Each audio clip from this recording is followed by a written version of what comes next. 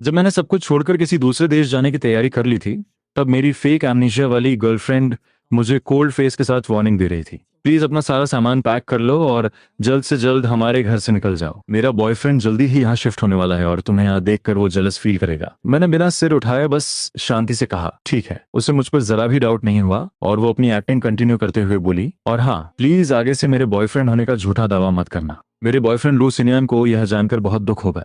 मैं एक पल के लिए रुका और फिर आज्ञाकारी बनकर सिर हिला दिया। मैंने उसे कोई एक्सप्लेनेशन नहीं दिया। इस बार मैं अपना नाम बदलकर विदेश पढ़ने जा रहा हूँ। अब मेरे दिल में उसके लिए जरा भी लगाव नहीं बचेगा। वैसे भी उसे एक्टिंग करना पसंद है तो मैं भी उसके साथ एक्टिंग करूंगा। आखिरकार वो भी मुझसे छुटकारा पाना चाहती है तो बेहतर है कि हम दोबारा कभी ना मिले। नाम बदलने का प्रोसीजर पूरा करके जब मैं बाहर निकला तो रात हो चुकी थी। मैंने एक टैक्सी रोकी और अपने फोन पर फ्लाइट टिकट सर्च करने लगा। हालांकि नाम बदलने की एप्लीकेशन सबमिट हो चुकी थी, लेकिन अप्रूवल में अभी भी 1 महीने का समय लगेगा। इसलिए मैंने सीधे अगले महीने की 1 तारीख की मेलबोर्न की फ्लाइट बुक कर ली। फिर मैंने स्टडी अब्रॉड एजेंसी को ऑफर एक्सेप्ट करने का मैसेज भेज दिया। वह रात मेरे पिछले 1 महीने की किसी भी रात से ज्यादा सुकून भरी थी। अगली सुबह मैं उठा और ब्रेकफास्ट किया। फिर मैंने सू मेंग्याओ से जुड़ी अपनी सारी चीजें साफ कर दी। उसके दिए हुए गिफ्ट्स, हमारे कपल क्लोथ्स और स्टूडेंट लाइफ के दौरान दिए गए सारे लव लेटर्स मैंने डस्टबिन में फेंक दिए। मैं अभी इन सब में बिजी ही था कि अचानक एक लिमिटेड एडिशन स्पोर्ट्स कार सड़क के किनारे आकर रुकी। मैंने आवाज सुनकर पीछे मुड़कर देखा तो सू मेंग्याओ थी। वो एक आदमी का हाथ पकड़े हुए बड़े क्षण से गाड़ी से उतरी। मुझे देखकर भी उसने नजरें नहीं चुराई।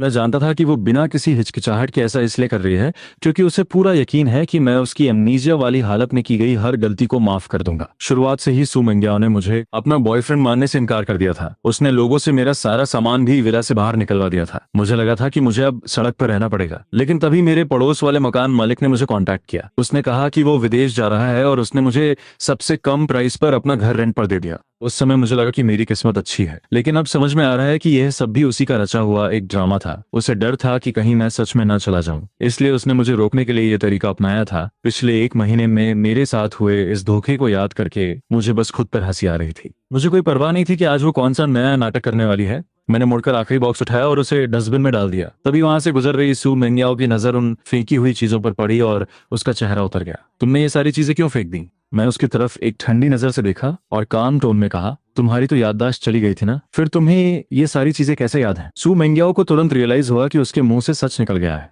उसने जल्दी से अपने फेशियल एक्सप्रेशंस बदले और अनजान बनने की एक्टिंग करते हुए बोली, मैं तो बस ऐसे ही पूछ रही थी। मुझे भला पुरानी बातें कैसे याद हो सकती हैं? अब तो मैं सिर्फ लू सिनियन को पसंद करती हूँ। आखिरकार जब नानजो में मेरा कार एक्सीडेंट हुआ था तो सिर्फ उसी ने मेरी देखभाल की थी। Car accident? यहाँ तक कि उसकी याददाश्त जाने का नाटक भी एक एक्टिंग है। कौन सा कार एक्सीडेंट? मेरे होठों पर एक हल्की सी मुस्कान आ गई। मैंने उस आदमी की तरफ देखा जिसने उसे पकड़ रखा था। उसकी आंखों में एक अजीब सा घमंड था। ये एक नया चेहरा था। शायद लू सिनिया इन दिनों सू मेंग्याओ का सबसे फेवरेट टाइम पास था, इसीलिए वो उसे इतने शान से यहाँ लाई थी। मैं अब उससे कोई फालतू बात नहीं करना चाहता था। मैंने बस हाँ कहा और मुड़कर विला के अंदर चला गया। मुझे बिना पीछे मुड़े जाते देख सू मेंग्याओ की आंखें फटी की फटी रह गईं। उसे लगा था कि किसी और को घर लाते देखकर मैं गुस्सा करूंगा या जेलस फील करूंगा, लेकिन मैं इतना शांत कैसे था? सू मेंग्याओ को लगा कि कुछ तो गड़बड़ है, लेकिन उसने मेरे पीछे आकर कोई एक्सप्लेनेशन नहीं दिया और मुझे दरवाजे के पीछे गायब होते हुए देखती रही। रात 8 बजे अचानक डोरबेल बजी। मैंने अपने हाथ से पैकिंग बैग नीचे रखा और दरवाजा खोलने गया। सामने वही आदमी था जिसे सू मेंग्याओ अभी अपने साथ लाई थी। उसने अपना हाथ उठाकर वेव किया। हालांकि उसके चेहरे पर एक स्माइल थी, लेकिन उसकी आंखों में कोई खुशी नहीं थी। हेलो, मेरा नाम लू सिनियन है। मैं कुछ दिनों के लिए अपनी गर्लफ्रेंड के घर पर रुकने वाला हूँ। चूंकि अब हम पड़ोसी हैं तो क्या हम अपना कॉन्टैक्ट नंबर एक्सचेंज कर सकते हैं? कोई जरूरत नहीं है। मैंने बिना कुछ सोचे उसे रिजेक्ट कर दिया और मुड़ने ही वाला था कि लू सिनियन ने मेरे हाथ से मेरा फोन छीन लिया। उसने जल्दी से वीचैट ओपन किया और खुद को फ्रेंड लिस्ट में ऐड कर लिया। मेरे गुस्से वाले चेहरे को देखकर उसने हंसते हुए फोन वापस कर दिया और बड़े ही हल्के टोन में बोला, हम दोस्त तो बन ही सकते हैं। आखिरकार हमें आगे भी मिलते जुलते रहना है। वैसे क्या तुम्हारे पास अम्ब्रेला है? जो हमने दिन में खरीदा था वो सब इस्तेमाल हो गए हैं। क्या तुम मुझे कुछ छाते उधार दे सकते हो? मेरा चेहरा थोड़ा पीला पड़ गया और फोन वापस लेते वक्त मेरे हाथ हल्के से कांप उठे। नहीं है मेरे पास। लेकिन लू सिनियन हार मानने वालों में से नहीं था। उसकी आंखों में मेरे लिए साफ मजाक था। हाँ, शायद मैंने गलत इंसान से पूछ लिया। मेंग्याओ ने तो तुम्हें छोड़ ही दिया है, तो तुम्हारे पास छाता कैसे होगा? मुझे पता था कि वो जानबूझकर मुझे उकसा रहा है। मैं उससे बात नहीं करना चाहता था, इसलिए मैंने दरवाजा बंद करने के लिए हैंडल खींचा। तभी लू सीनियर ने दरवाजे का हैंडल पकड़ा और जानबूझकर जमीन पर गिर गया। उसकी आंखें तुरंत लाल हो गईं। भैया, मुझे पता है कि आप मुझे देखना नहीं चाहते। मैं तो बस थोड़ा सा मसाला मांगने आया था ताकि मैं मैंगियाओ के लिए रात का खाना बना सकूं। अगर आप नहीं देना चाहते तो मत दीजिए, लेकिन आपने मुझ पर हाथ क्यों उठाया? लू सिनियान की इस अचानक की गई एक्टिंग को देखकर मेरा दिल जोर से धड़क उठा। इससे पहले कि मैं कुछ समझ पाता, मुझे नहीं पता सु मेंगियाओ कब सीढ़ियों से भागते हुए आई और उसने तुरंत उसे अपने पास सहारा देकर खड़ा कर लिया। उसने मेरी तरफ बड़ी ही ठंडी आंखों से देखा। उसके टोन में लू सिनियान के लिए गहरी चिंता थी। तुम्हारी लू सिनियान से कोई दुश्मनी नहीं है, फिर तुम बिना किसी बात के इतना तमाशा क्यों कर रहे हो? अब वो मेरा बॉयफ्रेंड है, प्लीज उसके साथ तमीज से पेश आओ। इतना कहकर उसने मेरे चेहरे के एक्सप्रेशन की तरफ देखा भी नहीं और उसे पकड़कर सीधे वहां से चली गई। उसकी हर एक बात मेरे कानों में गूंज रही थी और अनजाने में ही मेरी मुट्ठियां कस गईं। मैं उन्हें अंधेरे में गायब होते हुए घूरता रहा। मैंने बिना किसी एक्सप्रेशन के अपना हाथ उठाया और दरवाजा जोर से बंद कर दिया। आधी रात के समय बेड साइड टेबल पर रखा मेरा फोन वाइब्रेट होने लगा। नींद से जागते हुए मैंने बिना सोचे समझे कॉल रिसीव कर लिया।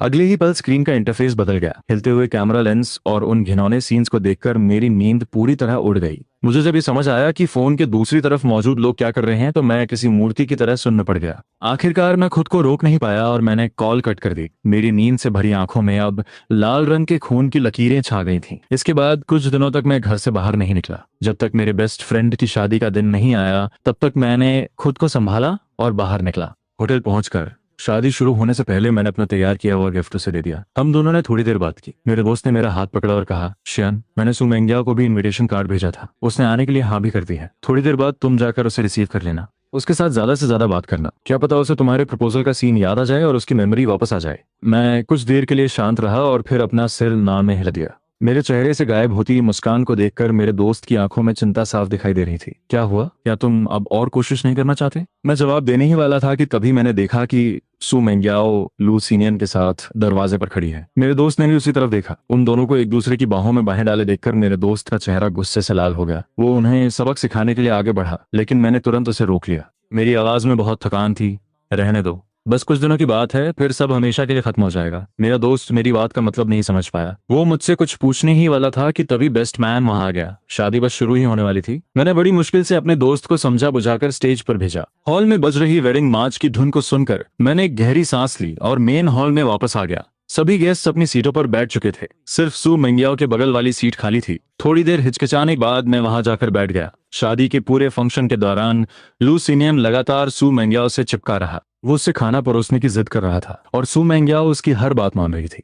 कभी वो उसके लिए ड्रिंक डालती तो कभी उसका सूप फूंक कर ठंडा करती। वो उसका बहुत ज्यादा ख्याल रख रही थी। यहाँ तक कि जब लू सिनियन ने अपनी झूठी मिठाई उसे खिलाई तो उसने बिना किसी हिचकिचाहट के उसे पूरा खा लिया। उन दोनों को इतने करीब देखकर मैंने अपनी नजरें फेर लीं और स्टेज के सेंटर की तरफ देखने लगा। मुझसे कुछ खाया नहीं जा रहा था, इसलिए मैंने अपनी चॉपस्टिक्स को हाथ भी नहीं लगाया। बगल में बैठी मेरे दोस्त की माँ ने मुझे कुछ खाना परोस दिया और ज्यादा खाने के लिए कहा। मैं आंटी की बात को टालना नहीं चाहता था, इसलिए मैंने एक डम्पलिंग उठा लिया। लेकिन तभी बगल में बैठी सु मेंगियाओ ने यह देखा और सीधे अपना हाथ आगे बढ़ाकर वो डम्पलिंग मेरे हाथ से छीन लिया। तुम्हें अपनी जान प्यारी नहीं है क्या? ये सी फूड की फिलिंग वाला है, तुम्हें इससे एलर्जी है, तुम इसे नहीं खा सकते। जमीन पर गिरकर लुढ़कते हुए डम्पलिंग को देखकर मैंने अपना सिर उठाया और उसे गहराई से देखा। सु मेंगियाओ को तब जाकर अपनी गलती का एहसास हुआ। उसने बड़ी ही अजीब सी शक्ल बनाते हुए 2 लाइन की एक्सप्लेनेशन दी। घर में काम करने वाली आंटी कभी सी फूड नहीं खरीदती, मैंने उन्हें कई बार बोलते हुए सुना है। इतना कहने के बाद उसने मेरे चेहरे की तरफ देखने की हिम्मत नहीं की और मुड़कर बैठ गई। लू सिनियन उसके कान के पास आया और पता नहीं उसने क्या कहा कि सु मेंगियाओ ने अपने हाथ का सामान नीचे रख दिया और उसे खींचते हुए वहां से ले गई। मुझे इस बात से कोई फर्क नहीं पड़ता था कि वो लोग कहाँ गए हैं। बोके टॉस की रस्म खत्म होने के बाद मैं वॉशरूम जाने के लिए उठा। जैसे ही मैं दरवाजे तक पहुंचा मुझे अंदर से कुछ अजीब सी आवाजें सुनाई दी। मेरे कदम वहीं रुक गए और मेरी सांसें थम गईं। कुछ मिनटों की शांति के बाद सबसे अंदर वाले क्यूबिकल से एक बहुत ही सॉफ्ट मेल आवाज आई। तुम इतनी वाइल्ड कैसे हो सकती हो? शादी में आई हो और ऐसे कपड़े पहनकर, क्या तुम्हें पसंद नहीं है? इस सवाल के बाद एक हल्की सी हंसी गूंजी। बेशक मुझे पसंद है। मैंने अपना सिर उठाया और ऊपर लगे साइन बोर्ड को देखा। मेरी उंगलियां मेरी हथेली में गहराई तक गिर चुकी थीं। कॉरिडोर में लगातार कदमों की आवाजें आ रही थीं। वॉशरूम में अब फिर से शांति छा गई थी।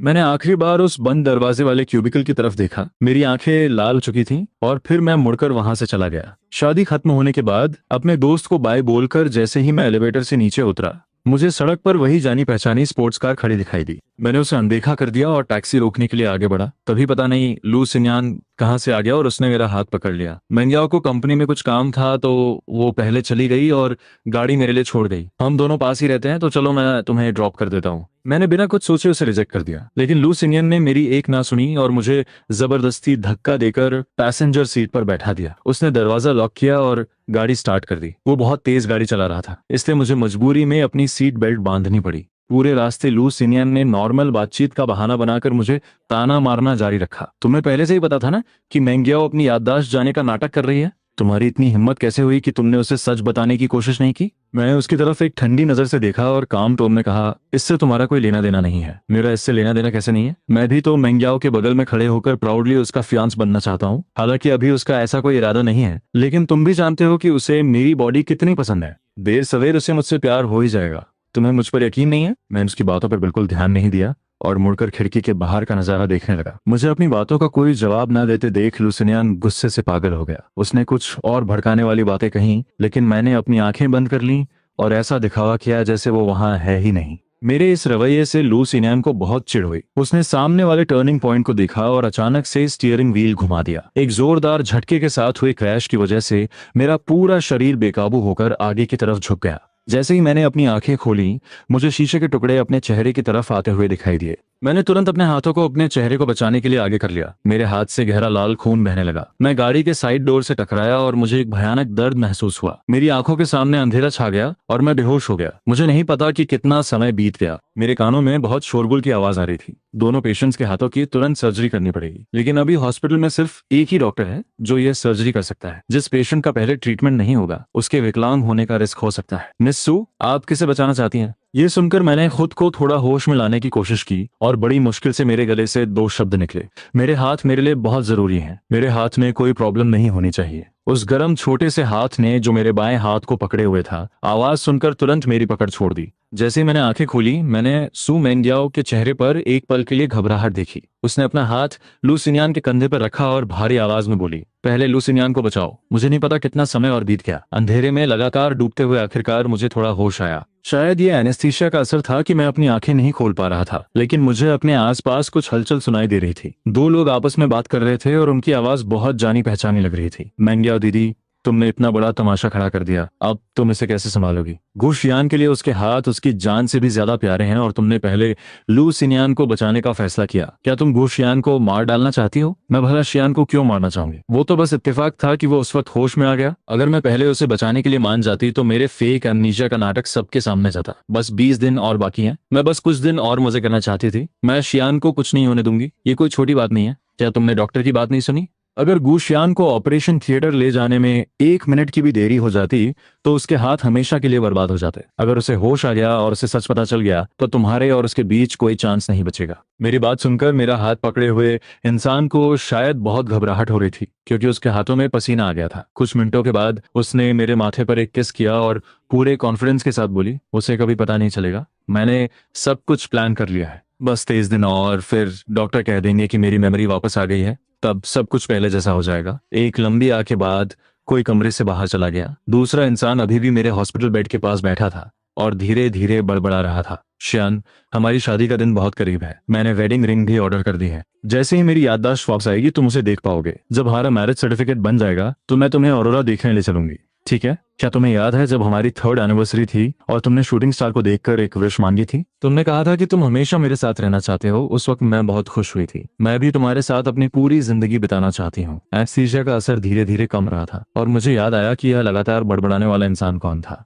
ये मेरी फियांस सू मेंग्याओ थी। वो मेरी बहुत फिक्र कर रही थी। हर आधे घंटे में वो डॉक्टर को बुलाकर मेरी कंडीशन चेक करवाती। वो बहुत प्यार से मुझे पानी पिलाती और मेरे ब्लैंकेट को ठीक करती। वो एक पल के लिए भी मेरे पास से नहीं हटी। लेकिन जैसे ही मुझे पूरी तरह से होश आया, मुझ पर लुटाया गया उसका सारा प्यार किसी लहर की तरह पीछे हट गया। उसे मुझसे आंखें चुराकर वार्ड से बाहर जाते हुए देखकर मेरी आंखों में एक ताना सा आ गया। मैंने अपना फोन उठाकर टाइम देखा, तब मुझे पता चला कि मैं 3 दिनों से बेहोश था। मेरे मैसेजेस में अभी भी सिर्फ एड्स और फोन बिल के नोटिफिकेशंस थे। मैं बस मन ही मन प्रार्थना कर रहा था कि मेरा नाम बदलने का प्रोसेस जल्दी से पूरा हो जाए। इसके बाद काफी लंबे समय तक सू मेंग्याओ मुझसे मिलने नहीं आई, लेकिन लू सिनियन मुझे हर रोज बहुत सारे मैसेजेस भेजता था, जिनमें वो मुझे भड़काने वाली बातें और अपने रोमांस की फोटोज भेजता था। मैंने उनमें से एक भी मैसेज ओपन नहीं किया और सीधा DND मोड पर सेट कर दिया। कुछ दिनों बाद मेरा हॉस्पिटल से डिस्चार्ज हो गया। जैसे ही मैं हॉस्पिटल के गेट पर पहुंचा, मेरी मुलाकात यूनिवर्सिटी की एक सीनियर से हुई जो कभी मुझे पसंद करती थी। हम दोनों ने थोड़ी देर बातचीत की। मैं अभी उससे खुशी खुशी बात कर ही रहा था कि पता नहीं सू मेंग्याओ कहाँ से आ गई और उसने मेरा हाथ खींच लिया। उसका चेहरा गुस्से से लाल हो रहा था। उसने मेरी तरफ बड़ी ही शक वाली नजरों से देखा और जलन भरे टोन में बोली, तुम्हें उसके इतने करीब जाने की परमिशन किसने दी?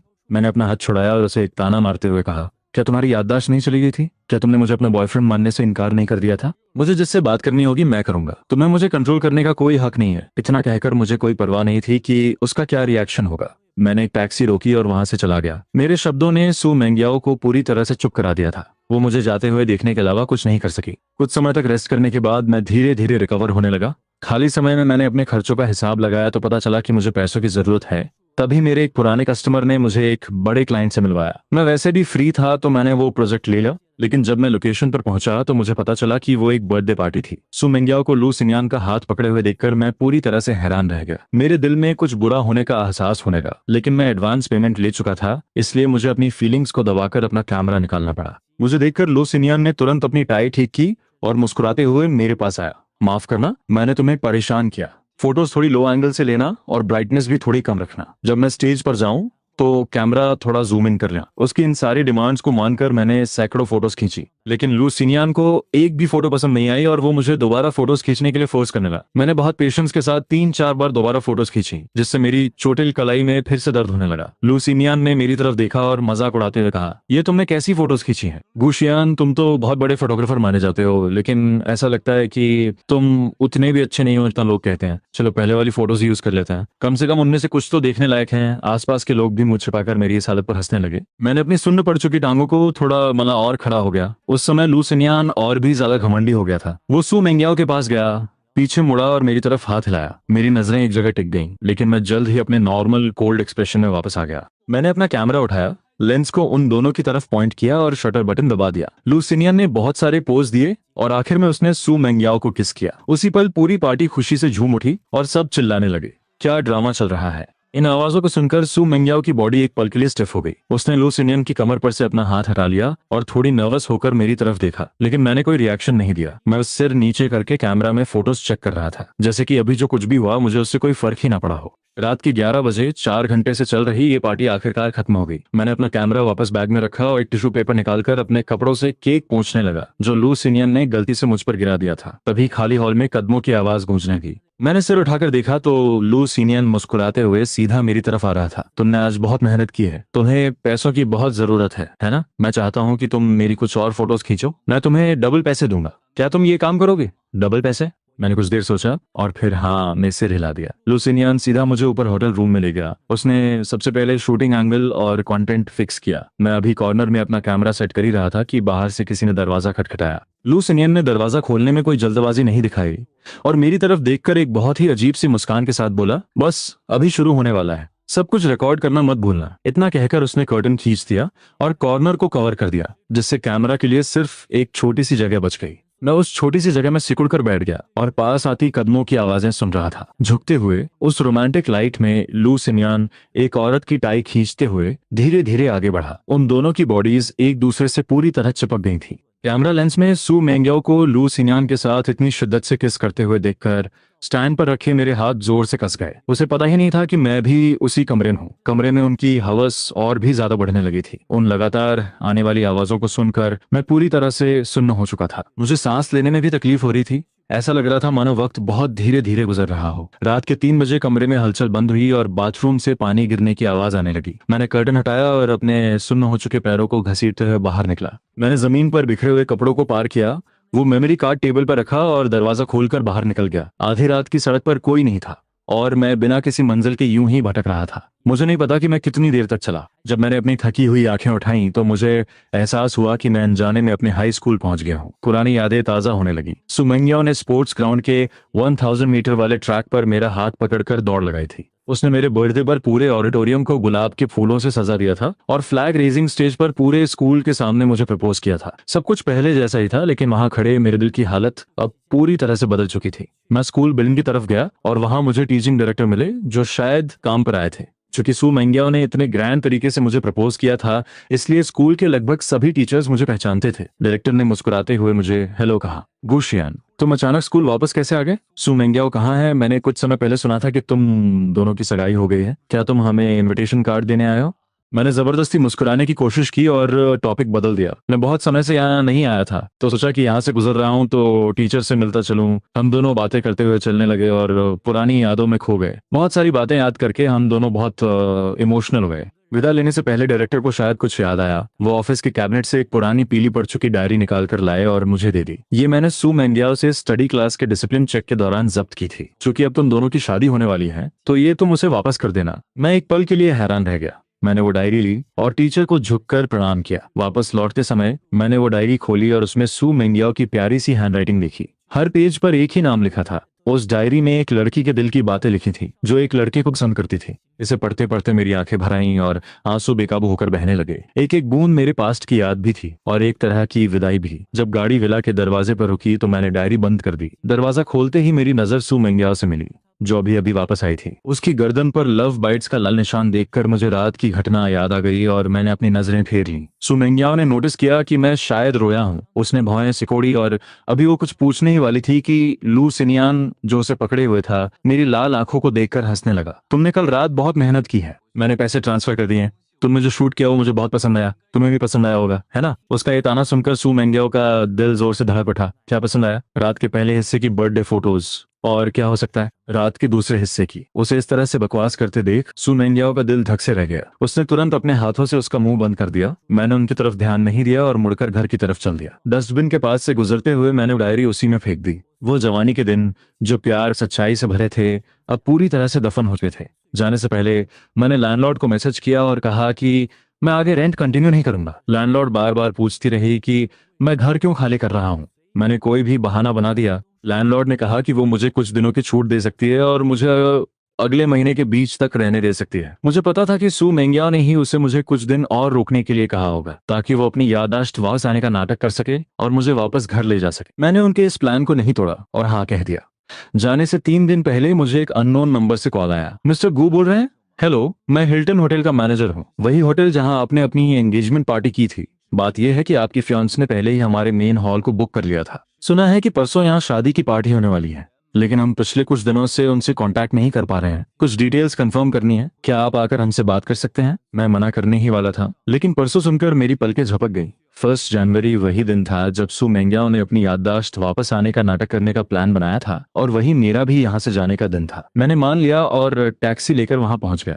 हॉल में घुसते ही वहां की डेकोरेशन देखकर मैं पूरी तरह से शांत हो गया। फूलों से लेकर शोपीसेस तक सब कुछ वैसा ही था जैसा सू मेंगियाओ ने मुझे प्रपोज करते वक्त सजाया था। वहां खड़े होकर मुझे समझ नहीं आ रहा था कि मैं पास्ट में हूँ या प्रेजेंट में। जो मैनेजर मेरे साथ अंदर आया था वो मुझे कुछ बताने ही वाला था कि तभी उसे कॉल आ गया और वो थोड़ी देर के लिए चला गया। मैं अकेला ही 2nd फ्लोर की तरफ चला गया। मुझे याद आने लगा कि कैसे सू मेंगियाओ ने हाथों में फूल लेकर मुझे गले लगाया था और जिंदगी भर सिर्फ मुझसे प्यार करने का वादा किया था। उस वक्त मैं अपनी आने वाली शादीशुदा जिंदगी को लेकर बहुत एक्साइटेड था। किसने सोचा था कि सिर्फ 3 महीने बाद सब कुछ धुएं की तरह गायब हो जाएगा और कुछ भी नहीं बचेगा। मैं इन ख्यालों में खोया ही हुआ था कि अचानक दरवाजा खुला। एक लंबे गाउन में सू मेंगियाओ फूलों का गुलदस्ता लिए अंदर आई। उसके पीछे चल रहे लू सिनियान ने यह खूबसूरत नजारा देखकर हैरानी से आ भरी। उसकी आंखों में एक उम्मीद चमक उठी।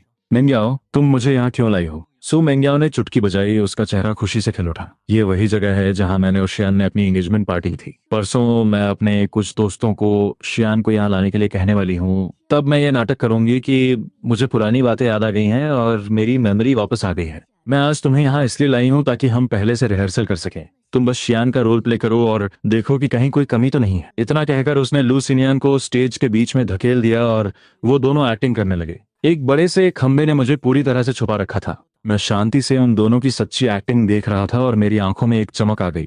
मुझे ये मानना पड़ेगा कि सू मेंगियाओ में एक्टिंग का बहुत टैलेंट है। अगर मुझे इस सब के बारे में कुछ भी पता नहीं होता और मैं 3 दिन बाद यहाँ आता तो शायद मैं सच में उसके धोखे का शिकार हो जाता। शुक्र है कि मेरी किस्मत इतनी भी खराब नहीं थी। नीचे चल रही रिहर्सल अब माफी मांगने वाले स्टेज पर पहुंच चुकी थी। लू सिनियान नीचे झुका और उसने सू मेंगियाओ को किस किया। जो माहौल पहले रोमांटिक था वो अब अजीब होने का था। 2.5 मिनट के बाद लू सिनियन ने सू मेंगियाओ को गले लगाते हुए धीरे से कहा, अगर उसके पास वापस जाने के बाद तुम्हें सेटिस्फैक्शन न मिले तो तुम मुझे कभी भी कांटेक्ट कर सकती हो। ये सुनकर सू मेंगियाओ की आंखों में एक अजीब सी नफरत दिखी और उसने पूरे कॉन्फिडेंस के साथ कहा, अब कोई आगे नहीं होगा। 3 दिन बाद सब कुछ खत्म हो जाएगा। मैं सिर्फ गू शियान की होकर रहूंगी, समझे? मैंने अपनी पलकें झुकाई और अपनी आंखों के ताने को छुपा लिया। मेरे दिल ने उसे जवाब दिया, बहुत अफसोस की बात है सु मेंग्याओ, लेकिन अब मुझे तुम्हारी जरूरत नहीं है। यहाँ से जाने से 2 दिन पहले मुझे मैसेज मिला कि मेरा नाम बदलने का प्रोसीजर पूरा हो गया है। मैं घर से निकला और अपना नया आईडी कार्ड और पासपोर्ट ले आया। जब मैं घर पहुंचा तो शाम हो चुकी थी। सिर उठाते ही मैंने सु मेंग्याओ को दरवाजे पर मेरा इंतजार करते देखा। ऐसा लग रहा था कि वो मेरे वापस आने का ही इंतजार कर रही थी। मुझे देखकर उसकी आंखों में एक अजीब सी चमक आ गई। उसने झिझकते हुए पूछा, तुम कहाँ गए थे? मैंने अपनी चाबी से दरवाजा खोला और बहुत शांति से बोला, क्या कोई काम था? सु मेंग्याओ ने अपना हाथ अपनी जेब में डाला और ऐसे एक्टिंग करने लगी जैसे कुछ हुआ ही ना हो। कुछ नहीं, बस वेदर फोरकास्ट बता रहा था कि कल बहुत तेज बारिश होगी। अगर कोई जरूरी काम ना हो तो बाहर मत निकलना।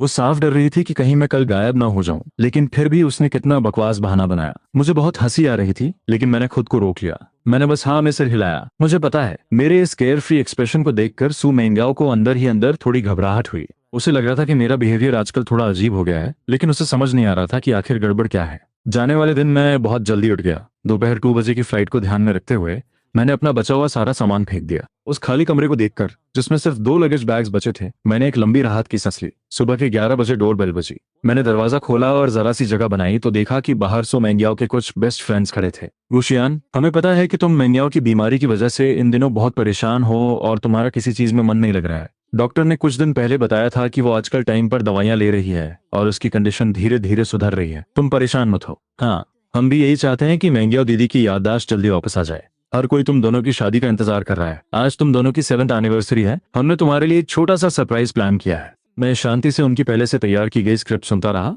और फिर बड़े आराम से पूछा, कैसा सरप्राइज? तुम्हारे साथ चलो, तुम्हें खुद पता चल जाएगा। मैं अभी जवाब देने ही वाला था कि उनमें से एक का फोन बज उठा। 1 मिनट बाद उनका प्लान बदल गया। गुशियान, एक छोटी सी प्रॉब्लम हो गई है। सरप्राइज के लिए थोड़ा वेट करना पड़ेगा। तुम अपना काम खत्म कर लो, हम तुम्हें रात में लेने आएंगे। इतना कहकर वो सब बारिश में ही वहां से चले गए। उनकी गाड़ी को बारिश में गायब होते देखकर मैं पीछे मुड़ा और लगेज नीचे ले आया। 10 मिनट बाद दरवाजे पर टैक्सी आकर थी। ड्राइवर ने मेरा लगेज रखा और हम निकल गए। मैंने विला को छोड़ दिया। जब मैं पड़ोस के घर के दरवाजे पर खड़ी गाड़ी के पास से गुजरा तो मुझे अंदर से कुछ अजीब सी आवाजें सुनाई दी। मैंने मुड़कर उस स्पोर्ट्स कार को देखा जो तेजी से हिल रही थी। मेरा दिल भारी हो गया और मैंने जल्दी से पैसेंजर सीट की तरफ कदम बढ़ाए। शाम के 5 बज रहे थे।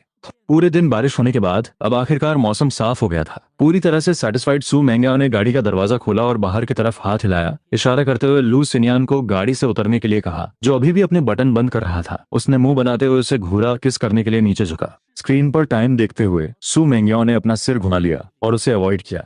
उसने बहुत ही सुस्त आवाज में कहा, रुक जाओ। सु मेंग्याओ ने उसकी बात काटते हुए एक बॉसी टोन में कहा, शुरुआत से ही मैंने तुम्हें बता दिया था कि हम सिर्फ 2 महीने का एक गेम खेल रहे हैं। अब टाइम खत्म हो चुका है, तुम्हें यहाँ से जाना होगा। उसका ये कोल्ड रवैया देखकर लू सिनियन को ना चाहते हुए भी गाड़ी से उतरना पड़ा। सु मेंग्याओ ने गाड़ी का शीशा खोला और एक्सेलरेटर दबा दिया। हवा ने गाड़ी के अंदर की सारी हवस को उड़ा दिया। नेविगेशन स्क्रीन पर कम होती दूरी को देखकर उसके चेहरे पर एक हल्की सी मुस्कान आ गई। गाड़ी हिल्टन होटल के बाहर रुकने के बाद वो मेन हॉल की तरफ जाने के बजाय सीधा ऊपर चली गई। दोपहर के इस ड्रामा की वजह से उसके कपड़े बहुत सिकुड़ गए थे। उसे उन्हें ठीक करने की जरूरत थी। बाथरूम में जाने से पहले उसने अपनी सहेलियों को फोन किया और उन्हें कुछ इंस्ट्रक्शंस दिए। दूसरी तरफ के लोग एक साथ हंसने लगे। मेंग्याओ दीदी, आप चिंता मत करो, सुबह गुशियान ने आने के लिए हाँ कर दी थी। हमसे लेने के लिए रास्ते में ही है। हाँ, आपको तो ये सोचना चाहिए कि आपको बाद में एक्टिंग कैसे करनी है। ये कोई आसान काम नहीं है। तुम लोगों ने 2 महीने से एक्टिंग की है और जरा सी भी गड़बड़ नहीं हुई। तुम किस बात से डर रही हो? गुशियान मेंग्याओ दीदी से बहुत प्यार करता है, वो पक्का शक नहीं करेगा।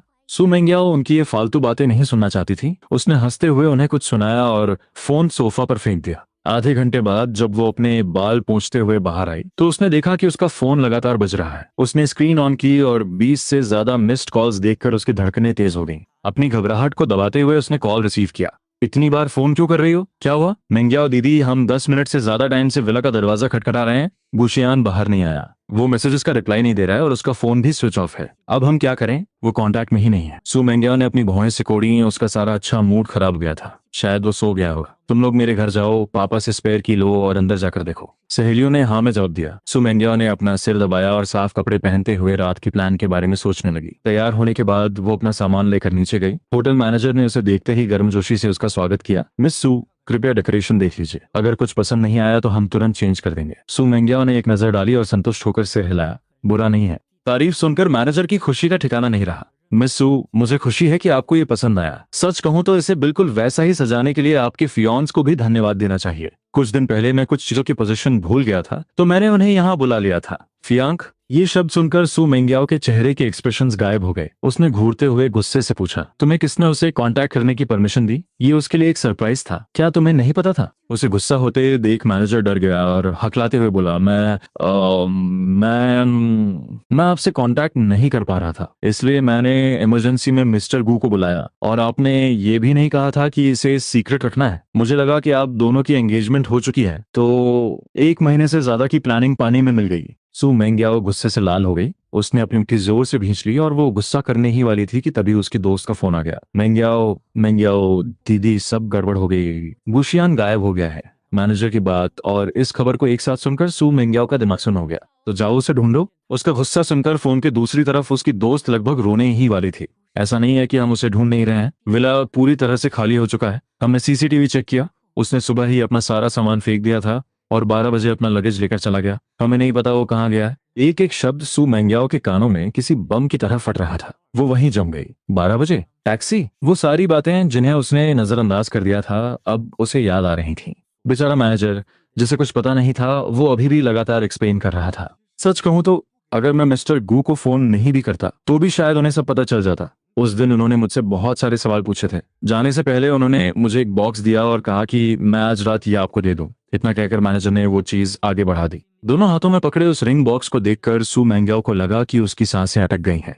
कांपते हुए हाथों से उसने उसे खोला और अंदर वो चमकती हुई एंगेजमेंट रिंग देखी। उसके बगल में एक पिंक बटन भी रखा था। वो उस बटन को एकटक घूरती रही। तभी उसे याद आया कि 3 दिन पहले होटल से निकलते वक्त लू सिनियन ने कंप्लेन की थी, अगली बार जरा आराम से, तुमने मेरी शर्ट के सारे बटन तोड़ दिए। सू मेंग्याओ के शरीर का सारा खून जैसे जम गया था। उसने मैनेजर का कॉलर पकड़ लिया। उसकी आंखें खून की तरह लाल हो चुकी थीं और गुस्से से बड़ी हो गई थी। कब की बात है? तीन दिन पहले। मिस्टर वो दोपहर 2 बजे आए थे और 5 बजे यहाँ से गए। ये जवाब सुनकर सू मेंग्याओ पूरी तरह से टूट गई। उसने वो अंगूठी ली और पागलों की तरह अपनी गाड़ी की तरफ भागी। उसने 10 से ज्यादा रेड लाइट्स तोड़ी और पागलों की तरह गाड़ी चलाते हुए 10 मिनट के अंदर घर पहुंच गई। पड़ोस का विला पूरी तरह रोशन था और वो सीधे अंदर घुस गई। उसकी सहेलियां पूरा घर छान मार रही थीं, लेकिन उन्हें गुशियान से जुड़ी कोई चीज नहीं मिली। उसे आता देख सब उसके पास आ गए। मेंग्याओ दीदी, हमें एक बाल तक नहीं मिला। सच में नहीं पता कि गुशियान कहाँ चला गया। मैंने भी पता लगवाया है। पिछले 1 महीने में जिन्बे से जाने वाले पैसेंजर्स की लिस्ट में गुशियान का नाम नहीं है। एक के बाद एक आती इन बुरी खबरों ने सू मेंग्याओ को पूरी तरह से निराश कर दिया। उसने घबराते हुए अपना फोन निकाला और मुझे कॉल किया, लेकिन उसे सिर्फ फोन स्विच ऑफ है कि कोल्ड आवाज सुनाई दी। जो मैसेजेस उसने भेजे थे वो सब रिजेक्ट हो गए थे और उन पर लाल रंग का एक्सक्लेमेशन मार्क आ गया था। ये देखकर उसे चक्कर आने लगे। उसकी सहेलियों ने उसे कभी इस तरह से कंट्रोल खोते हुए नहीं देखा था। सब उसे समझाने की कोशिश करने लगे। मिन्या दीदी, खुद को संभालो, वो अभी कुछ ही देर पहले गया है। हम उसे अभी भी ढूंढ सकते हैं। हाँ, हम उसके फोन की लोकेशन ट्रैक करके उसे ढूंढ लेंगे। ये आइडिया सुनकर सू मेंग्याओ को थोड़ा होश आया। उसने तुरंत अपने सेक्रेटरी को मैसेज किया और उसे सब कुछ पता लगाने को कहा। 1 घंटा, जो सालों जैसा लग रहा था, उसके बाद सेक्रेटरी का मैसेज आया, बॉस, गुशियान का फोन बस स्टेशन के डस्टबिन में मिला है। हमने स्टेशन पर आने जाने वाले यात्रियों की लिस्ट की जांच शुरू कर दी है। ये कोई अच्छी खबर नहीं थी, लेकिन बिल्कुल कोई सुराग न होने से तो बेहतर था। सू मेंग्याओ एक जगह बैठ नहीं पा रही थी। अपनी सहेलियों की बातें न मानते हुए वो सीधे बस स्टेशन चली गई। वहां पहुंचते ही सेक्रेटरी ने उसे साफ किया हुआ फोन दे दिया। उसने पासवर्ड डालकर उसे अनलॉक किया तो देखा कि सारे सोशल मीडिया अकाउंट्स डिलीट हो चुके थे। कॉन्टैक्ट्स भी पूरी तरह से खाली थे। सिर्फ एक नाम बचा था, लू सिनियन। इस नाम को देखते ही सू मेंग्याओ को ठंडे पसीने आने लगे। उसने खुद को बहुत समझाया और फिर हिम्मत करके उस पर क्लिक किया। सबसे लेटेस्ट मैसेज आज दोपहर लू सिनियन की तरफ से भेजा गया एक वीडियो था। वीडियो का बैकग्राउंड देखकर सू मेंग्याओ समझ गई कि वीडियो में क्या है। उसकी हिम्मत नहीं हुई कि वो उसे प्ले करे। उसने स्क्रीन को ऊपर स्क्रॉल किया। हर दिन भेजे गए 3-4 वीडियोस के साथ कुछ मैसेजेस भी थे। अनजान बनने का नाटक करना बहुत मुश्किल है ना? गुशियान, तुम्हारे साथ इतना बड़ा मजाक हो रहा है और तुम फिर भी इसे बर्दाश्त कर रहे हो। तुम्हारी फियांस में इतनी हवस है और तुम इतने ठंडे हो। अगर तुम दोनों सच में शादी कर भी लो तो मुझे लगता है कि 3 महीने में तुम्हारा डिवोर्स हो जाएगा। क्या तुम सच में उससे शादी करना चाहते हो? 1 जनवरी से लेकर 30 दिसंबर तक पूरा चैट ऐसी ही भड़काने वाली बातों से भरा था। सू मेंग्याओ का गुस्सा 7वें आसमान पर पहुंच चुका था। उसके दिमाग में सिर्फ एक ही बात चल रही थी, लू सिनियन को सबक सिखाना है। वो तेजी से गाड़ी चलाते हुए घर लौटी। जैसे ही वो गाड़ी से उतरी, उसने दरवाजे पर रखा हुआ लगेज देखा। लू सिनियन नौकरों को सामान उठाने का ऑर्डर दे रहा था। उसे वापस आता देख वो तुरंत उसके पास आ गया। तुम वापस आ गई? क्या तुम मेरे बिना नहीं रह सकती? अगर ऐसा है तो मुझे किस करो और मैं यहीं रुक जाऊंगा। सामने उस खूबसूरत चेहरे को देखकर सू मिंगयाओ खुद को रोक नहीं पाई। उसने अपना हाथ उठाया और पूरी ताकत से उसके चेहरे पर एक जोरदार थप्पड़ मारा। चटाक की आवाज के साथ लू सिन्यान जमीन पर गिर पड़ा। उसका गोरा चेहरा लाल हो गया और सूज गया। उसने अपनी आंखों में अविश्वास के साथ ऊपर देखा। मिंगयाओ, तुमने मुझे क्यों मारा? सू मिंगयाओ इतने गुस्से में थी कि वो कुछ बोल भी नहीं पा रही थी। उसने फोन उसके ऊपर फेंक दिया। उसकी आंखों में एक खतरनाक चमक थी। लू सिन्यान ने फोन उठाया और स्क्रीन देखते ही उसके रोंगटे खड़े हो गए। वो कांपने लगा। एक ही पल में उसके दिमाग में कई बातें दौड़ गईं। वो घबराते हुए सफाई देने लगा। मिंगयाओ, मैं एक्सप्लेन कर सकता हूँ।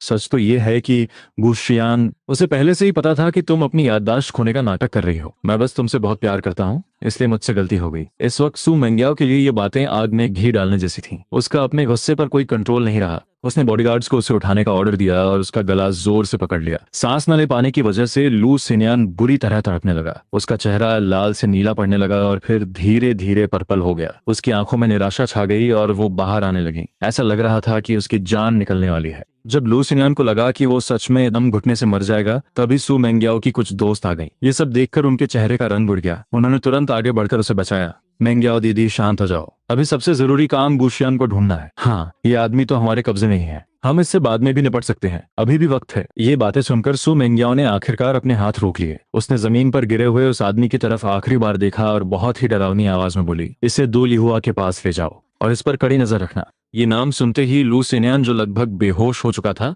अचानक होश में आ गया। वो घिसता हुआ सू मिंगयाओ के पास गया, उसके पैर पकड़ लिए और भीख मांगते हुए बोला, मिंगयाओ नहीं, मिंगयाओ दीदी, मैं 2 महीने तक तुम्हारे साथ रहा हूँ। मुझे इस बार माफ कर दो। बस मुझे जाने दो। मैं वादा करता हूँ कि मैं तुम्हें कभी परेशान नहीं करूंगा, प्लीज। सू मिंगयाओ के चेहरे पर कोई इमोशन नहीं था। उसकी सहेलियां भी उसे समझाने की हिम्मत नहीं कर पाईं। वो उसे खींचते हुए गाड़ी में ले गईं। लू सिन्यान खुद को छुड़ा नहीं पा रहा था और बेबस होकर रियर व्यू मिरर में दूर जाते हुए घर को देखता रहा। उसकी दर्द भरी आवाज पूरी गाड़ी में गूंज रही थी। सब लड़कियों के चेहरे पर एक गुस्सा था। अगर तुम चुपचाप बात मान लेते, कोई नाटक नहीं करते और पैसे लेकर चले जाते, तो तुम्हें अपनी पूरी जिंदगी की फिक्र नहीं करनी पड़ती। लेकिन तुम्हें अपनी औकात नहीं पता थी। तुमने जानबूझकर गुशियान को उकसाया। तुम इसी लायक हो। अब तुम्हें सबक मिल गया होगा। जब तुम सिस्टर ड्यू के पास पहुंचोगे तो चुपचाप उनकी बात मानना, तभी तुम्हारी जान बच सकती है। वरना उनके आदमियों के जो तरीके हैं, तुम बस दर्द सहने के लिए तैयार रहना।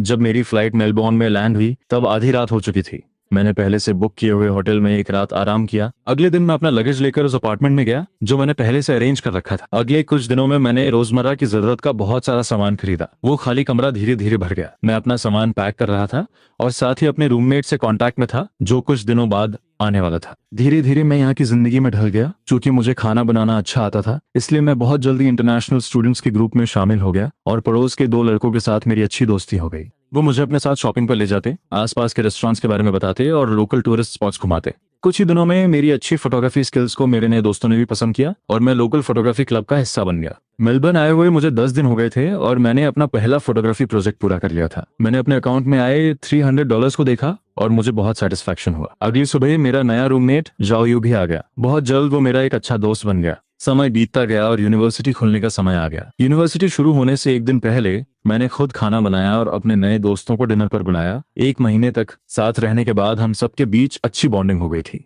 कुछ ड्रिंक्स के बाद सब एक दूसरे के साथ गॉसिप करने लगे। पता नहीं किसने शुरुआत की, लेकिन सब अपनी एक्स गर्लफ्रेंड्स के बारे में शिकायत करने लगे। जाओयू ने हंसते हुए यूं ही पूछ लिया। सबने अपनी कहानी बता दी। चियान भैया, क्या आपका कोई सीक्रेट है जो आप हमारे साथ शेयर करना चाहोगे? मेरे चेहरे की मुस्कान गायब हो गई। जब बाकी लड़कों ने अपनी एक्स गर्लफ्रेंड्स के धोखा देने की कहानियां बताई तो मैंने उन्हें मजाक के तौर पर लिया था, लेकिन जब बात मुझ पर आई तो मुझे कुछ भी बोलना बहुत मुश्किल लगा। इतना वक्त गुजरने के बाद जब भी मैं सू मिंगयाओ का नाम याद करता हूँ तो मुझे कोई दुख नहीं होता। लेकिन इन लड़कों के सामने जो मुझसे 2-3 साल छोटे थे, अभी अभी ग्रेजुएट हुए थे और दुनियादारी से अनजान थे, मुझे समझ नहीं आ रहा था कि मैं क्या कहूँ। आखिरकार 10 साल का रिश्ता, 7 साल का प्यार और शादी से सिर्फ 1-2 महीने पहले प्यार का धोखा मिलना सुनने में बहुत ही दर्दनाक कहानी लगती है। मैं नहीं चाहता था कि लोग मुझे हमदर्दी भरी नजरों से देखें। इस 1015 सेकंड की शांति से जाओ यू को समझ आ गया कि कुछ तो गड़बड़ है। उसने खुद ही टॉपिक बदल दिया और मुझे शर्मिंदा नहीं किया। खाना पीना खत्म होने के बाद जाओ यू खुद मेरे पास आया और माफी मांगने लगा। शियान भैया, मेरा वो मतलब नहीं था। I am sorry. मुझे पता था कि उसने जानबूझकर नहीं किया था, इसलिए मैंने हंसते हुए हाथ हिलाकर उसे माफ कर दिया।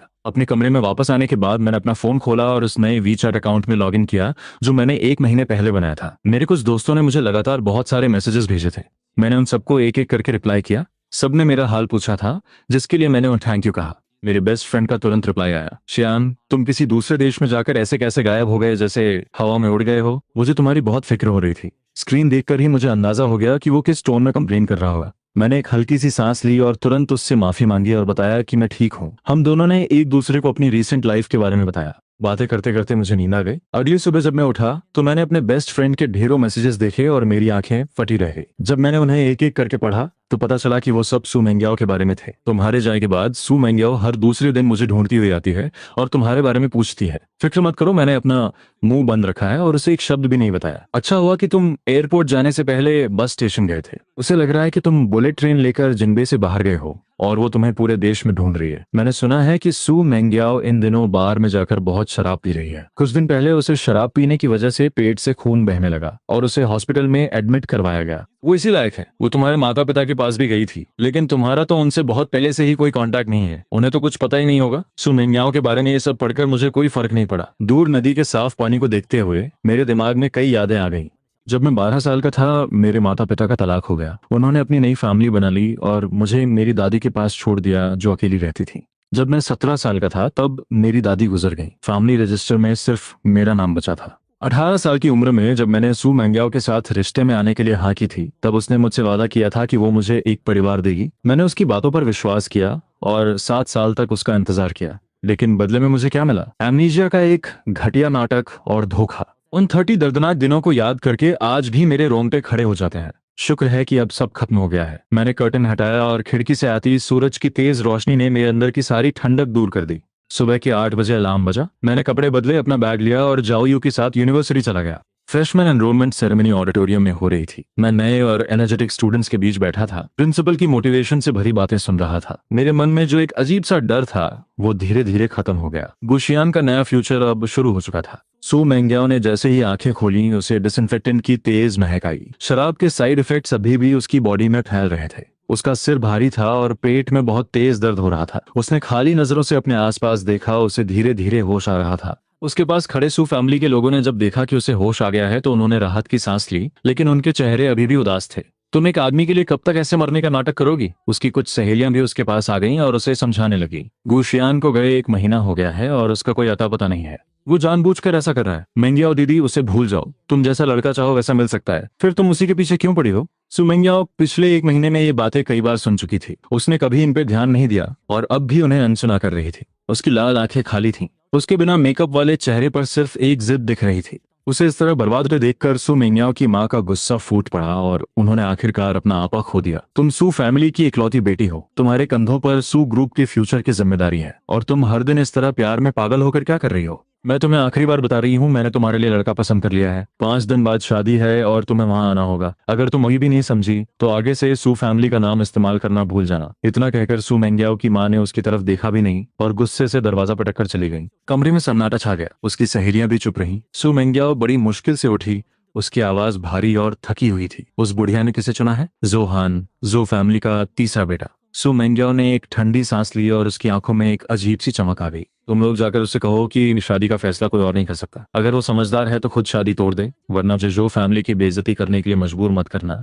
सू मेंग्याओ के इस टोन से ही उसकी सहेलियां समझ गईं कि वो आसानी से हार नहीं मानेगी। लेकिन अभी कुछ देर पहले सू आंटी के गुस्से को देखकर उन्होंने डरते डरते उसे समझाने की कोशिश की। मेंग्याओ दीदी, हमारे सर्कल में शादियां बिजनेस डील्स की तरह होती हैं। सू आंटी ने अपना फाइनल डिसीजन सुना दिया है और जो फैमिली से पंगा लेना भी आसान नहीं है। क्यों ना इस बात को यहीं खत्म कर दें? हाँ, इनविटेशन कार्ड्स पहले ही भेजे जा चुके हैं। अब पीछे हटने का कोई रास्ता नहीं है। दूल्हा बदल गया तो क्या हो? अगर गुशियान वापस आ भी जाए तो उसका फैमिली बैकग्राउंड तुम्हारे स्टेटस से मैच नहीं करता। सू मेंग्याओ ने कभी नहीं सोचा था कि वो सहेलियां जो बचपन से उसके साथ हैं वो ऐसी बकवास करेंगी। उसका चेहरा गुस्से से लाल हो गया और उसने उन्हें घूर कर देखा। अगर तुमने दोबारा ऐसी बात कही तो यहाँ से दफा हो जाना। मैं सू मेंग्याओ हूँ और मेरी जिंदगी में मेरा पति सिर्फ गुशियान ही होगा। मुझे कोई फर्क नहीं पड़ता कि वो जो फैमिली से है या शिए फैमिली से। मैं किसी से शादी नहीं करूंगी। उनकी बातों का कोई असर ना होते देख उसकी सहेलियों ने भी कुछ बोलना ठीक नहीं समझा। वो सब चुपचाप वहां से चली गई। हॉस्पिटल वार्ड में अब सू मेंग्याओ अकेली थी। उसने अपनी आंखें बंद कर ली और उसके दिमाग में कई तस्वीरें घूमने लगी। रोज घर से निकलने से पहले मैं उसके कपड़े ठीक करता था और उसे किस करता था। जब वो बीमार होती थी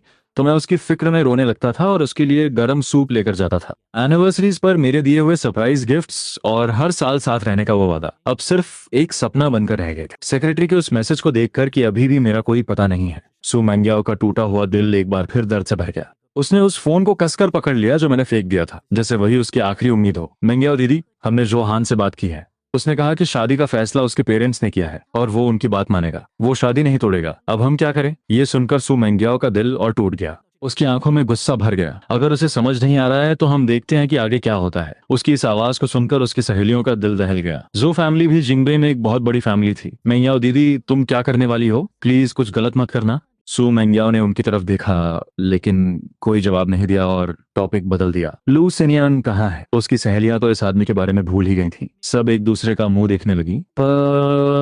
पता नहीं, सिस्टर डू से पूछना पड़ेगा। इतना कहकर वो कॉल करने ही वाली थी कि सू मैंग्याओ, जिसके अंदर गुस्सा भरा हुआ था और उसे निकालने का कोई रास्ता नहीं मिल रहा था, उसने उन्हें रोक दिया और खुद वहां जाने का फैसला किया। वीआईपी रूम में घुसते ही जैसे ही वो बैठी, डू ली हुआ शराब और एक आदमी को लेकर अंदर आई। वो सू मैंग्याओ को खुश करने की कोशिश कर रही थी। बॉस सू, आपको जो चाहिए था मैं ले आई, आप खुद देख लीजिए। इतना कहकर उसने अपने पीछे डरे हुए छुप रहे आदमी को धक्का दिया। लू सिनियन अब सिर्फ हड्डियों का ढांचा बन चुका था। उसके हाथों और पैरों पर नीले और पर्पल निशान थे। वो बुरी तरह कांप रहा था और ऊपर देखने की हिम्मत भी नहीं कर पा रहा था। कमरे में आए लोगों को देखकर उसकी आंखों में एक अजीब सा डर था। मैंग्याओ दीदी, 1 महीने में ही एक हैंडसम लड़का ऐसी हालत में पहुंच जाएगा, ये देखकर कमरे में मौजूद हर कोई हैरान रह गया। सिर्फ सू मैंग्याओ के चेहरे पर कोई इमोशन नहीं था। वो उस आदमी को घूरती रही और उसकी आंखों में सिर्फ नफरत थी। आखिर में उसकी आवाज में बहुत पछतावा था। कमरे में कई लोगों ने लंबी आह भरी। काश मुझे पहले पता होता तो मैं ये सब शुरू ही क्यों करती। 2 महीने पहले इसी वीआईपी रूम में कही गई बातों को याद करके उन्हें लगा कि वो मजाक में की गई बातें अब सच हो गई थी। सेकंड मिस शहन ने अपने प्यार को पाने के लिए जो कुछ भी किया उसका कोई असर नहीं हुआ और गुशियान ऐसे गायब हो गया जैसे वो कभी था ही नहीं। इस 1 महीने में उसकी सहेलियों ने उसे ढूंढने के लिए अपने सारे कॉन्टैक्ट्स का इस्तेमाल किया। उन्होंने हर वो जगह छान मारी जहां वो हो सकता था, लेकिन कुछ पता नहीं चला। कोई इंसान इतने बड़े सर्च ऑपरेशन से कैसे बच सकता है और अपना कोई सुराग कैसे नहीं छोड़ता? ये सवाल उन सबके दिमाग में घूम रहा था। यूनिवर्सिटी शुरू हुए 1 हफ्ता हो गया था और मैं कैंपस के माहौल में ढल रहा था। रोज सुबह उठकर क्लासेस अटेंड करना और क्लासमेट्स के साथ असाइनमेंट्स डिस्कस करना, खाली समय में दोस्तों के साथ घूमना फिरना और पार्टी करना। अगर पहले मेरी जिंदगी से समंदर में आ रहे तूफान की तरह थी तो अब ये शांत पानी की तरह हो गई थी। मैं इस शांति को एंजॉय कर रहा था। मेरा शरीर और दिमाग दोनों रिलैक्स हो गए थे। शनिवार की दोपहर को मैं और जाओयू पार्क में वॉक करने गए। वापस आकर मैंने देखा कि वी चैट पर मैसेजेस की बाढ़ आई हुई है। मेरे कई दोस्तों ने मुझे एक ही लिंक फॉरवर्ड किया था। उस लिंक को खोलते ही मुझे सू मैंग्याओ और गुशियान के नाम दिखाई दिए। जब मैंने उस शादी का पूरा वीडियो देखा तो मैं कुछ बोल ही नहीं पाया। मैंने बस कुछ डॉट्स रिप्लाई कर दिए। मेरे बेस्ट फ्रेंड का मैसेज भी तुरंत आ गया। उसने गुस्से में बहुत सारी गालियां लिखी थी। सू मैंग्याओ जैसी धोखेबाज लड़की को अब एक सच्चे प्यार करने वाले की तरह दिखाया जा रहा है। ये सब किसे बेवकूफ बना रहे हैं? अगर मुझे तुम्हारे पकड़े जाने का डर न होता तो मैं खुद जाकर इस घटिया लड़की का असली चेहरा सबके सामने ले आता और उसे दिखाता कि वो अंदर से कितनी खोखली है। वो कह रही थी कि वो सिर्फ तुमसे शादी करेगी। सच में मुझे तो हंसी आ रही है। क्या वो भूल गई कि उसने तुम्हें घर से कैसे निकाला था? और कह रही है कि वो तुम्हें ढूंढ लेगी। उसे दफा हो जाना चाहिए। उसका वापस आना तुम्हारे लिए एक बहुत बड़ी मुसीबत होगी। ये सब शिकायतें देखकर मुझे याद आया कि सुबह मुझे कुछ अजीब क्यों लग रहा था। तो ये वो शादी थी जिसे मैंने छोड़ दिया था। ये सोचकर मुझे हंसी आ गई। जाओयू ने भी मुझे हंसते हुए देखा तो वो भी मजाक में शामिल हो गया। शान भैया, क्या हुआ? किस बात पर हंस रहे हो? मैंने हाथ हिलाते हुए कहा, कुछ नहीं। मेरा दोस्त मुझे कुछ बता रहा था। वीबो पर जो ट्रेंडिंग न्यूज है ना, वो दुल्हन जिसने अपनी शादी में इतना ड्रामा किया। जाओयू को थोड़ा थोड़ा याद आ रहा था तो उसने ऐसे ही पूछ लिया। फिर उसने रीबो खोला। रिफ्रेश करते ही उसे एक नई पोस्ट दिखी। उस दुल्हन के बॉयफ्रेंड की फोटो मिल गई है जिसने उसे प्रपोज किया था। उसने फोटो जूम की और वो मुझे दिखाने ही वाला था कि उस पुरानी आईडी फोटो को देखकर वो चौंक गया। वो उस फोटो को काफी देर तक घूरता रहा और फिर उसने मेरी तरफ देखा। मुझे लगा कि वो मुझे देख रहा है तो मैं सिर उठाकर उसकी तरफ देखा। क्या हुआ? थोड़ा हिचकिचाने के बाद जाओयू ने सच बताने का फैसला किया। शियान भैया, लोकल मीडिया ने उस लड़के की फोटो ढूंढ निकाली है जिसे वो दुल्हन प्रपोज कर रही थी। वो बिल्कुल आपके जैसा दिखता है। क्या आप उसे जानते हैं? मेरी चेहरे की मुस्कान गायब हो गई। अब मुझे समझ आया कि सू मैंग्याओ ने इतना बड़ा तमाशा क्यों किया था। वो सिर्फ मुझे ढूंढना चाहती थी। मेरे दिल में एक अजीब सी फीलिंग आई। मैंने जाओयू के हाथ में फोन स्क्रीन देखी और भौहें सिकोड़ी।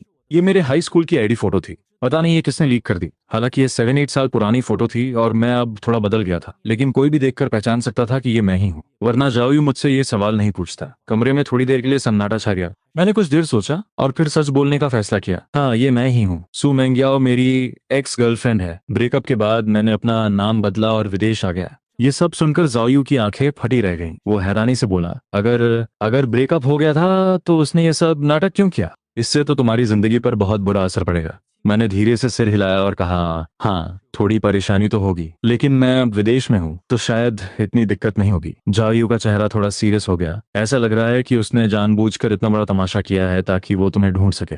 न्यूज़ काफी फैल गई है, हो सकता है यूनिवर्सिटी में कोई तुम्हें पहचान ले, तब तुम क्या करोगे? यही बात मुझे भी सता रही थी, लेकिन जायू को मेरे लिए परेशान देखकर मैं मुस्कुराया और बोला, कुछ नहीं होगा। उसे नहीं पता कि मैंने अपना नाम बदल लिया है। उसे मेरे विदेश आने के बारे में भी कुछ नहीं पता। अगर ज्यादा जरूरत पड़ी तो मैं बाहर निकलते समय मास्क पहन लूंगा और खुद को अच्छे से कवर कर लूंगा। हाँ, यही करना पड़ेगा। जायू ने उदास मन से सिर हिलाया और अपनी एक टोपी निकालकर मुझे दी। बाहर जाते वक्त इसे पहन लेना, ये तुम्हें छुपाने में भी मदद करेगी और धूप से भी बचाएगी। मैंने वो टोपी ली और माहौल को थोड़ा हल्का करने के लिए मजाक में कहा, वो बस एक एक्स गर्लफ्रेंड ही तो है, इतना डरने की जरूरत नहीं है। सू मेंग्याओ इतने बड़े इवेंट में पागलों की तरह बिहेव कर रही है, साफ दिख रहा है कि वो नॉर्मल नहीं है। मैंने हाल ही में ऐसी बहुत सी न्यूज देखी हैं जिनमें लोग प्यार में धोखा खाने के बाद अपने एक्स बॉयफ्रेंड्स या एक्स हस्बैंड से बदला लेते हैं। शियान भैया, मुझे सच में डर लग रहा है कि कहीं वो तुम्हें कोई नुकसान न पहुंचाए। सिर्फ 1 महीने पहले मिले अपने इस छोटे भाई को मेरी इतनी चिंता करते देख मेरा दिल पिघल गया। मैंने उसका हाथ पकड़ा और कहा, हम 7 साल तक साथ थे।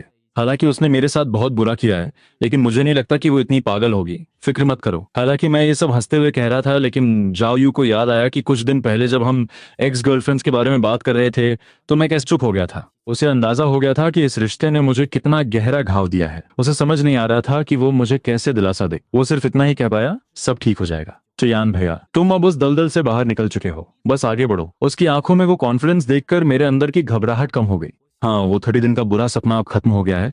अब डरने की क्या बात है। शादी के अगले दिन सू फैमिली ने अनाउंस किया कि सू मेंग्याओ को सू ग्रुप के सारे काम से हटा दिया गया है, और जो फैमिली ने भी अनाउंस किया कि वो सू फैमिली के साथ अपने 3 प्रोजेक्ट्स कैंसिल कर रहे हैं। मेरे गायब होने के 50 दिन बाद भी सू मेंग्याओ को मेरे बारे में कोई खबर नहीं थी। इंटरनेट पर उसके बारे में बहुत सी बातें हुई थी, लेकिन सब हमारे पास के बारे में थी। किसी ने भी ये नहीं बताया कि मैं कहाँ हूँ। सू मेंग्याओ का मुझे ढूंढने का जो कॉन्फिडेंस था वो वक्त के साथ खत्म होता जा रहा था। उसे उस खाली विला में जाने से डर लगने लगा था और वो अपने सेक्रेटरी के मैसेजेस भी नहीं पढ़ना चाहती थी। यहाँ तक कि अब गुशियान का नाम सुनते ही वो गुस्सा हो जाती थी। सू फैमिली ने उसके सारे कार्ड्स ब्लॉक कर दिए थे। अब वो पहले की तरह पैसे नहीं उड़ा सकती थी। उसकी सहेलियों ने भी उम्मीद छोड़ दी थी और उसे सब भूल जाने को कह रही थी। अपनी फैमिली से माफी मांग लो। अपनी 24 साल की जिंदगी में सू मेंग्याओ ने पहली बार ऐसी हार का सामना किया था। वो हर दिन शराब पीती और नशे में चीजें तोड़ती। वो मेरा नाम लेकर रोती और पछताती, लेकिन शराब सिर्फ कुछ देर के लिए ही उसे सुकून देती थी। जब वो होश में आती तो उसे फिर से उसी कड़वी सच्चाई का सामना करना पड़ता। इस सब से गुजरते हुए वो अब पहले जैसी कॉन्फिडेंट और खुश नहीं रही। न्यू ईयर्स ईव के दिन सू मेंग्याओ बार में अकेली बैठकर शराब पी रही थी।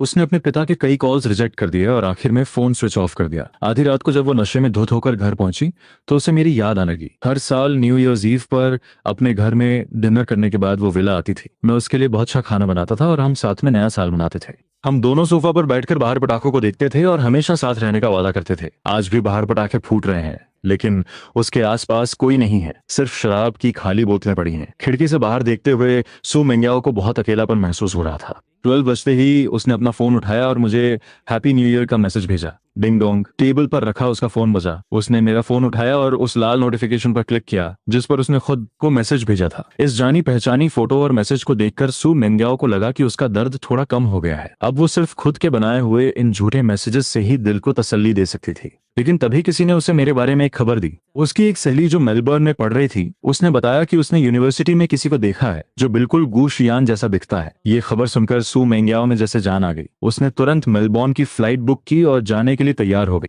लेकिन उसकी सहेलियों ने उसे रोक लिया। मेंग्याओ दीदी, वो इंसान मिल गया है, वो कहीं भागेगा नहीं। अभी लूसिनियन का मामला ज्यादा जरूरी है। जब तक वो सॉल्व नहीं होगा गुशियान तुम्हें कैसे माफ करेगा। ये सुनकर सू मेंग्याओ की खुशी गायब हो गई। उसने खुद को संभाला। उसकी सहेलियां उसे कई आइडियाज दे रही थी, लेकिन उसे कोई भी सही नहीं लगा। आखिर में उसने खुद ही इस मामले को सॉल्व करने का फैसला किया। सू मेंग्याओ सीधे हॉस्पिटल गई। उसने लू सिनियान को हमेशा के लिए रास्ते से हटाने का फैसला कर लिया था। आधे घंटे बाद लू सिनियान को मौत के मुंह में देखकर उसने बॉडीगार्ड्स को बाहर भेज दिया। वो चाहती थी कि लू लू सिनियान तड़प तड़प कर मरे। सू मेंग्याओ खड़ी हुई और अपने हाथों से खून साफ करने लगी, जैसे कुछ हुआ ही न हो। खून साफ करने के बाद सू मेंग्याओ ने अपनी घड़ी देखी और बाहर जाने के लिए मुड़ी। जैसे ही उसने एक कदम बढ़ाया, उसके पैर में बहुत तेज दर्द हुआ। वो जमीन पर गिर पड़ी। दर्द से उसका चेहरा बिगड़ गया। जब उसने पीछे देखा तो लू सिनियान पागलों की तरह हंस रहा था। उसने अपने शरीर से एक चाकू निकाला, जिससे खून सू मेंग्याओ के चेहरे पर जा गिरा। खून की उस अजीब सी महक से सू मेंग्याओ का दिमाग सुन्न हो गया। लू सिनियान को सिर्फ वही औरत दिख रही थी जिसने उसकी जिंदगी बर्बाद कर दी थी। ये उसके लिए बदला लेने का आखिरी मौका था। लू सिनियान ने अपनी पूरी ताकत लगाई और वो चाकू सू मेंग्याओ के शरीर में घोंप दिया। एक के बाद एक कई चीखें कमरे में गूंजने लगी। दर्द से भरी वो चीखें धीरे धीरे धीमी हो गईं और सिर्फ सिसकने की आवाज रह गई। सू मेंग्याओ की आंखें फटी रह गईं। उसकी मुट्ठियां खुल गईं। लू सिनियान की भी सारी ताकत खत्म हो चुकी थी। उसके हाथ से चाकू छूटकर जमीन पर गिर पड़ा। उन दोनों का खून जमीन पर मिलकर एक नदी की तरह बहने लगा। दीवार पे लगी घड़ी की सुई अभी भी घूम रही थी। सू मेंग्याओ को अब धीरे धीरे कम दिखाई देने लगा था और दर्द भी कम हो रहा था। उसे लगा जैसे वो बादलों में गिर रही है। उसकी आंखों के सामने कई यादें घूमने लगीं। बचपन से लेकर अब तक की सारी यादें। उन ब्लैक एंड व्हाइट यादों में सिर्फ एक ही इंसान रंगीन था। 16 साल का मैं सफेद सूट पहने शांति से पियानो बजा रहा था। 18 साल का मैं उसके हॉस्पिटल बेड के पास खड़ा रो रहा था और उसका हाथ पकड़े हुआ था। 23 साल का मैं आंखों में आंसू लिए हुए वो लाल गुलाब ले रहा था और उसका पति बनने के लिए हाँ कह रहा था। 24 साल का मैं छाता लेकर तेज बारिश में जा रहा था और मुझे उसके चेहरे पर कोई इमोशन नहीं दिख रहा था। उस धुंधली होती हुई परछाई को देखकर सू मेंग्याओ के शरीर में तनी हुई वो डोर टूट गई। उसे लगा जैसे उसके शरीर से कुछ निकल रहा है। वो उसे जाने नहीं देना चाहती थी, लेकिन वो कुछ कर भी नहीं सकती थी। उसे महसूस हो रहा था कि उसका शरीर धीरे धीरे ठंडा पड़ रहा है। सिर्फ उसकी आंखों से आंसू की एक धार बह रही थी। पहली बार इतनी गर्मी में न्यू ईयर सेलिब्रेट करना मेरे और जाओयू दोनों के लिए बहुत नया एक्सपीरियंस था। जाओयू के पेरेंट्स चाइना से बहुत सारी चीजें लेकर आए थे। वो दोनों लिविंग रूम में डेकोरेशंस लगा रहे थे। पूरे घर में खुशियों का माहौल था। बहुत सालों बाद मुझे फाइनली न्यू ईयर की वो खुशी महसूस हो रही थी। मेरी दादी के गुजरने के बाद से मैं हमेशा अकेला ही न्यू ईयर मनाता था। हालांकि सू मेंग्याओ मेरे पास आती थी, लेकिन वो हमेशा रात 8 बजे से पहले ही चली जाती थी। घर में मैं बिल्कुल अकेला रह जाता था। बाहर के जश्न को देखकर मुझे अपना अकेलापन और भी ज्यादा महसूस होता था। मुझे लगा था कि शादी के बाद नया साल मेरे लिए खुशियां लेकर आएगा, लेकिन मेरी शादी कभी हुई ही नहीं और अब फाइनली मैं अकेले न्यू ईयर नहीं मना रहा था। किचन में बिजी जाओयू के पिता ने फ्रेशली फ्राइड मीट बॉल्स निकाले और मुस्कुराते हुए मुझे टेस्ट करने को कहा। उनके टोन में मेरे लिए बहुत प्यार और केयर थी। शियान, ये शाओयू की फेवरेट डिश है। इतने सालों में ये मेरा सबसे अच्छा न्यू ईयर था। अगले 2 सालों तक मैंने अपना न्यू ईयर ऑस्ट्रेलिया में ही मनाया। हर साल जाओयू के पेरेंट्स हमारे साथ सेलिब्रेट करने आते थे। इतने समय तक साथ रहने के बाद हम एक फैमिली की तरह हो गए थे। जिस साल मेरा ग्रेजुएशन हुआ, जाओ फैमिली मेलबोर्न में ही सेटल हो गई। जाओयू ने मुझसे पूछा कि क्या मेरा यहीं रुकने का प्लान है। मैंने इस बारे में बहुत सोचा था। चाइना में मेरे जो भी क्लोज फ्रेंड्स थे वो सब अपनी लाइफ में सेटल हो चुके थे और मेरी फैमिली से मेरा कोई कनेक्शन नहीं था। वहां मेरा कोई घर या प्रॉपर्टी भी नहीं थी। अगर मैं अपने रिलेशनशिप्स और करियर को देखूं तो मुझे यहीं रुकना ज्यादा सही लगा। इसलिए मैंने जॉब ढूंढना शुरू किया और इमिग्रेशन के पेपर्स तैयार करने लगा। इस सब में जाओ फैमिली ने मेरी बहुत मदद की। पढ़ाई के दौरान ही मैंने अपनी स्किल्स की वजह से अच्छे खासे पैसे जमा कर लिए थे। इसलिए ग्रेजुएशन के बाद मैंने अपना खुद का एक छोटा सा फोटोग्राफी स्टूडियो खोल लिया। अगले 2 सालों में मेरा स्टूडियो काफी बड़ा हो गया और अच्छा चलने लगा। 4 साल पूरे होने के बाद मुझे परमानेंट रेजिडेंसी मिल गई। जब मैं पेपर वर्क के लिए चाइना वापस गया तो अपने पुराने दोस्तों से मिला। सालों बाद हम सब मिल रहे थे। वक्त बहुत तेजी से बीत गया था। अब हम वैसे नहीं दिखते थे जैसे हम जवानी में दिखते थे, लेकिन फिर भी जब हम मिले तो हमें लगा जैसे कुछ बदला ही नहीं है। सबको मेरी लव लाइफ के बारे में जानने में बहुत इंटरेस्ट था। मैंने भी उन्हें सब कुछ बहुत आराम से बताया। पिछले 2 सालों में मेरे 2 रिलेशनशिप्स रहे, लेकिन कुछ रीजंस की वजह से हमारा ब्रेकअप हो गया। मेरी करंट गर्लफ्रेंड के साथ मेरा रिलेशन पिछले साल अगस्त से है। वो मुझसे 2 साल छोटी है, लेकिन काफी मैच्योर है। मैं उन्हें अपनी लव लाइफ के बारे में बता रहा था और फोटोज और वीडियोस दिखा रहा था। स्क्रीन पर हम दोनों को एक साथ खुश देखकर सबने राहत की सांस ली। हम काफी देर तक बातें करते रहे। तभी पता नहीं किसने सू मेंग्याओ का नाम लिया। सुना है सू मेंग्याओ मर चुकी है। ये सुनकर मुझे थोड़ा झटका लगा। इन सालों में मैं अपनी पढ़ाई और काम में इतना बिजी था कि मैं चाइना की कोई खबर ही नहीं सुनी थी। कभी कभी जब मैं जाओयू के साथ पुरानी बातें याद करता था तो मुझे वो वक्त किसी धुएं की तरह लगता था जिसे मैं साफ साफ नहीं देख सकता। और सू मेंग्याओ का नाम भी किसी पुरानी फेडेड फोटो की तरह लगता था। मुझे लगा था कि वो समय के साथ आगे बढ़ गई होगी, अपना फैमिली बिजनेस संभाल रही होगी और एक नई जिंदगी जी रही होगी। मुझे नहीं पता था कि वो मर चुकी है। कमरे में एक पल के लिए सन्नाटा छा गया। सब मेरा रिएक्शन देख रहे थे। मुझे सिर्फ शॉक देखकर सब रिलैक्स हो गए और फिर से बातें करने लगे। हाँ, मैंने भी ये खबर सुनी थी शियान। मैं तुम्हें बताना चाहता था, लेकिन फिर मुझे लगा कि तुम अब मूव ऑन कर चुके हो। तो मैं ये दुखद बात तुम्हें क्यों बताऊं? इसमें दुखी होने वाली क्या बात है? मैंने सुना है कि उसने उस लू नाम के आदमी को बहुत टॉर्चर किया था और उसी ने बदला लेने के लिए उसे मार दिया। उसे उसके किए की सजा मिली। इतने लंबे समय के बाद मुझे उस आदमी का नाम भी याद नहीं आ रहा था। मुझे सिर्फ उस कार एक्सीडेंट की याद थी जिसने मेरी जिंदगी लगभग बर्बाद कर दी थी। इसलिए जब मैंने सुना कि मेरी जिंदगी बदलने वाले उन दो लोगों का ये अंजाम हुआ तो मुझे थोड़ा अजीब लगा, लेकिन वो सिर्फ एक पल के लिए था। आखिरकार वो बहुत पहले की बात थी। वो यादें हवा के झोंके की तरह आईं और फिर हमेशा के लिए गायब हो गईं।